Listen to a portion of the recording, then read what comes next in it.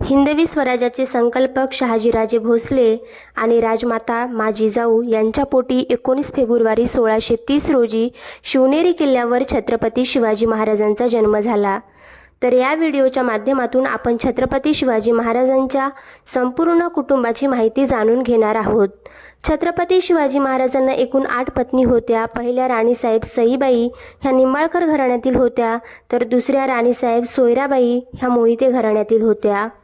तिसऱ्या राणीसाहेब सगुणाबाई ह्या शिर्के घराण्यातील होत्या। चौथ्या राणीसाहेब पुतळाबाई ह्या पालकर घराण्यातील होत्या। पाचव्या राणीसाहेब लक्ष्मीबाई ह्या विचारे घराण्यातील होत्या। सहाव्या राणीसाहेब सकवारबाई ह्या गायकवाड घराण्यातील होत्या। सातव्या राणीसाहेब काशीबाई ह्या जाधव घराण्यातील होत्या, तर आठव्या होत्या राणीसाहेब गुणवंताबाई ह्या स्वराज्यातील इंगळे घराण्यातील होत्या। छत्रपती शिवाजी महाराजांना 2 पुत्र होते। सईबाईपासून त्यांना एक पुत्र झाला, त्यांचे नाव छत्रपती संभाजी महाराज होते।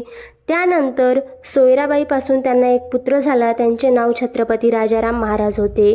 छत्रपती शिवाजी महाराजांना एकूण 6 कन्या होत्या। सईबाईपासून त्यांना 3 कन्या झाल्या, त्यांचं नाव सखुबाई निंबाळकर, रानूबाई जाधव आणि अंबिकाबाई महाडिक होते। त्यानंतर सोयराबाईपासून त्यांना एक कन्या झाली होती, त्यांचं नाव दीपाबाई। राणीसाहेब सकवारबाई यांच्यापासून एक कन्या होती, त्यांचं नाव कमळाबाई। राणीसाहेब सगुणाबाईपासून त्यांना एक कन्या झाली होती, त्यांचं नाव राजकुंवरबाई। तर अशा प्रकारे छत्रपती शिवाजी महाराजांच्या संपूर्ण कुटुंबाची माहिती होती।